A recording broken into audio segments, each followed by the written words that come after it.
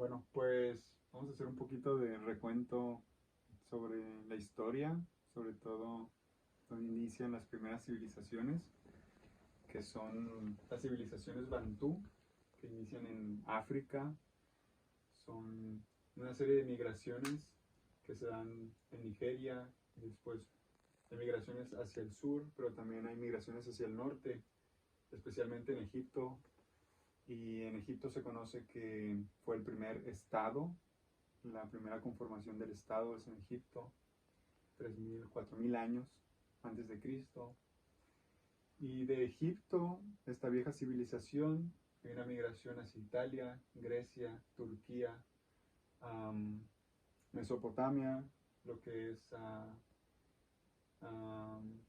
lo que son los países como Akkad, Asiria, Babilonia, Fenicia, donde aquí inicia la primera revolución neolítica. Y la primera revolución neolítica es cuando se empieza a utilizar ya la agricultura y la ganadería de una forma en la que ya no hay personas que son nómadas. Y bueno, aquí para detenernos un poco, hay que decir que esta revolución neolítica fue 4.000 años antes de Cristo, antes de incluso del Estado egipcio. Con esta revolución neolítica, uh, lo que sucede es que los animales, al ser ya domesticados, son tratados, ya no son tratados como un sujeto, sino que son tratados como un objeto. Y esta relación sujeto-objeto crea una esclavitud de las personas humanas o de los animales humanos a los animales no humanos. Y esa primera esclavitud hace que se creen después las relaciones de esclavitud entre humanos. Pero al inicio empieza con los no humanos. Y algo en qué pensar para, para ver cómo es el trato que se le da ahora a los animales y cómo surge esta esclavitud y cómo surgen estas clases sociales que vienen de esta razón, esta raíz. Pero bueno, iniciamos con África y después hay una migración hacia Egipto. De Egipto hay una migración hacia el norte, pero también hay una migración hacia la India, China, y por el estrecho de Bering se da la migración hacia América, ¿no? Esto es mucho tiempo atrás, 40.000 años antes de Cristo. Y después llegamos a lo que es Estados Unidos, lo que se conoce como México, y Centroamérica y Sudamérica. En México nosotros ya teníamos nuestras civilizaciones, nuestros pueblos originarios, y contrario a lo que se cree, nosotros no fuimos descubiertos, sino que fuimos conquistados, saqueados y colonizados.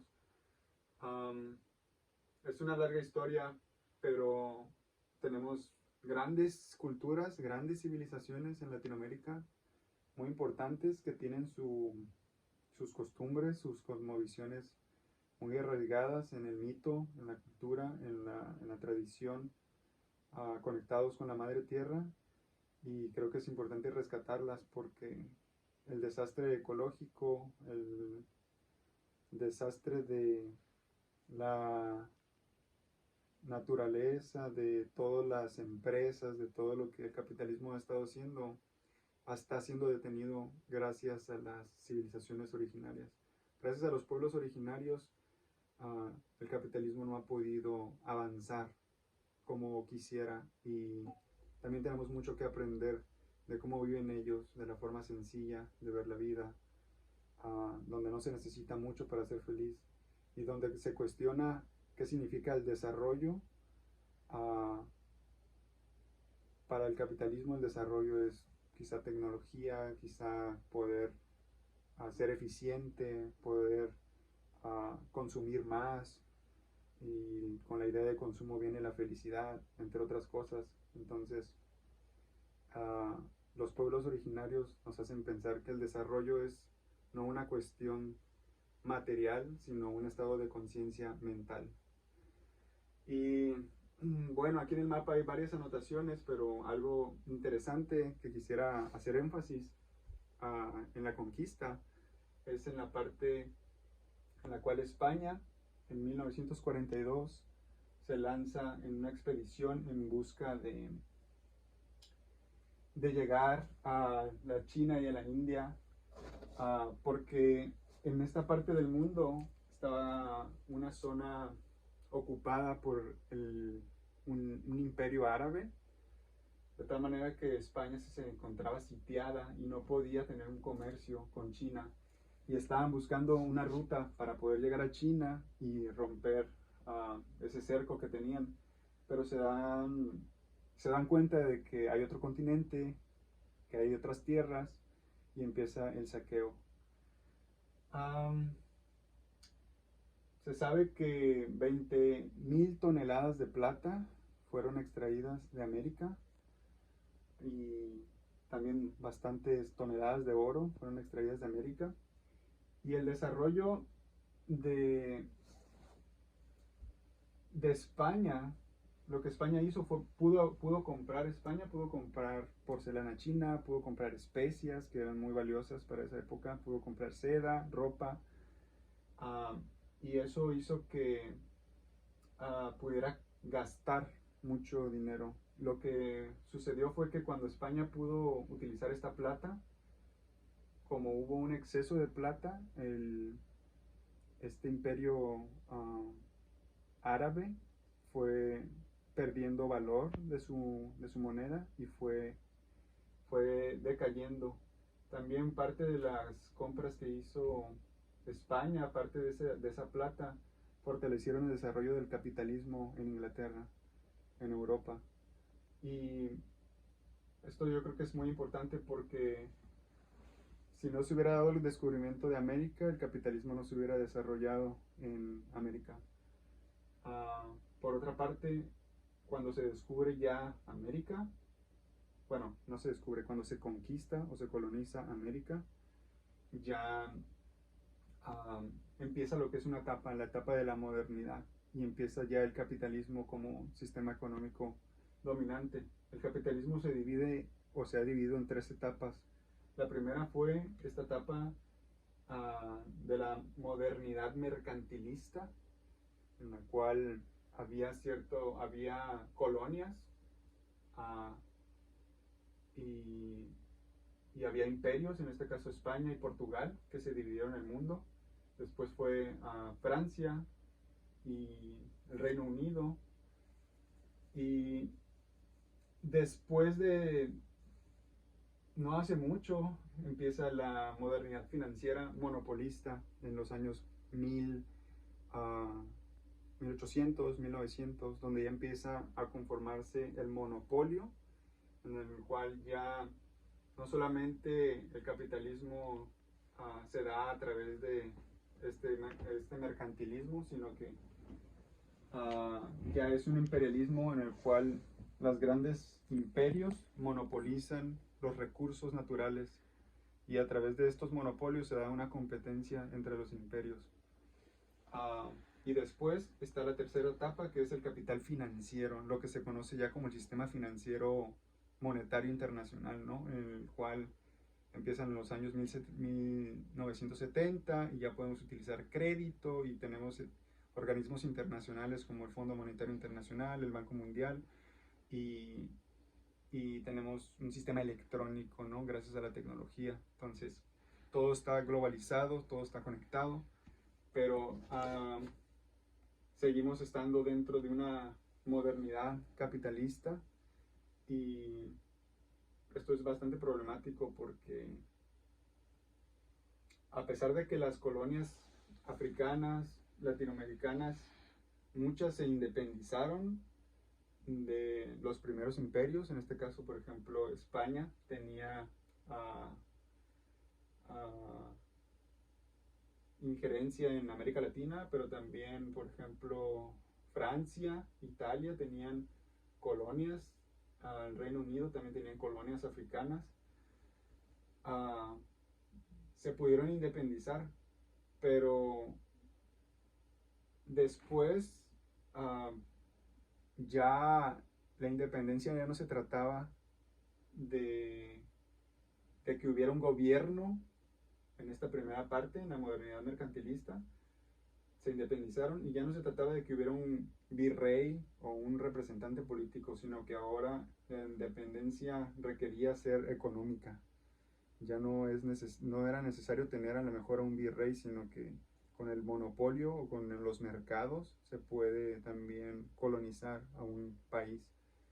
Y bueno, lo que ha estado pasando es que ahora con el capital financiero, los Estados Unidos, Inglaterra y las demás superpotencias, Canadá, a través de mecanismos internacionales cooptan a los países del sur global, poniéndoles restricciones económicas, imponiéndoles paquetes educativos, paquetes para que la gente uh, se capacite, por ejemplo, en una universidad.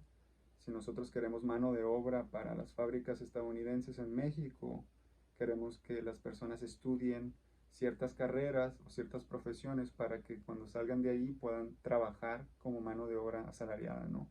Y esos paquetes los pone el Fondo Monetario Internacional a través de préstamos que dice, por ejemplo, yo te voy a prestar a ti, México, a tantos millones, pero apruébame esta reforma educativa, esta reforma energética, esta reforma financiera, laboral, etcétera. Entonces, muchos países hemos estado pasando por una serie de reformas impuestas por el Fondo Monetario Internacional, por Estados Unidos, en las cuales hemos cambiado nuestras leyes para poder depender económicamente de Estados Unidos, laboral, legal, en todos sentidos, educativo, nos subordinan de alguna manera. Entonces, esta es una de las formas en las cuales opera el capitalismo internacionalmente y, y bueno, que ¿cómo podemos romperlo?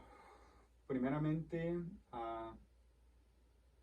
yo pues recomendaría estudiar a Karl Marx, porque él explica las contradicciones del capitalismo, cómo funciona el capitalismo, y, y explica también las contradicciones del sistema. Explica cómo funciona, hace un estudio muy serio sobre el capitalismo, pero también hace una propuesta de cómo superar esas contradicciones del capitalismo y cómo podemos derrocar el capitalismo. No es una tarea fácil, se puede ser bueno, con lo que quiero decir es que cuando vivimos en un sistema tanto tiempo, como un pez que vive en el agua y no se da cuenta que vive en el agua, a veces no es posible pensar en mundos diferentes, pero existen mundos diferentes. Existen formas de relacionarnos con otras personas muy diferentes. Generalmente, o como nos relacionamos, es a través de la discriminación, a través del odio a la mujer, el patriarcado, a través del clasismo. Tenemos esos tipos de vicios que son del capitalismo. Tenemos el racismo, la destrucción a la naturaleza, tratamos mal a los animales, las personas con discapacidad son discriminadas, todo lo diferente, todo gracias a la competencia, a ver quién es más, quién es menos. Se señala siempre la diferencia, cuando la diferencia es lo que nos debe de unir en vez de separarnos. Entonces, estudiar un poco sobre Marx y a lo mejor sobre feminismo, sobre sobre ambientalismo, sobre diferentes temas, pero en teoría marxista es una buena recomendación y hay mucho material en internet, en redes sociales, hay muchas cosas que pueden consultar, así es que pues esta es como una pequeña introducción a algo que esperamos que les interese, que les guste y es muy bonito aprender, es hermoso aprender, saber más y discutir. Sin diálogo no hay avance de nada. Tenemos que hablar, tenemos que discutir y sé que la política puede ser algo que nos molesta porque nos han utilizado mucho tiempo y